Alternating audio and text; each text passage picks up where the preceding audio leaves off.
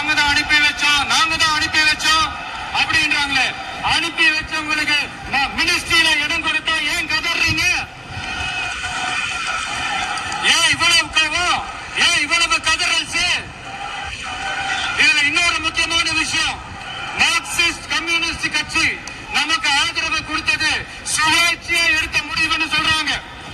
அதே மாதிரி இந்திய கம்யூனிஸ்ட் கட்சி நமக்கு ஆதரவு இதுல எங்க இருந்து நாங்க தான் அனுப்பி வச்சோம் மக்களுக்கு நல்லா புரியும். எல்லாத்தையும் தெளிவா பார்த்துக்கிட்டு இருக்கிறாங்க.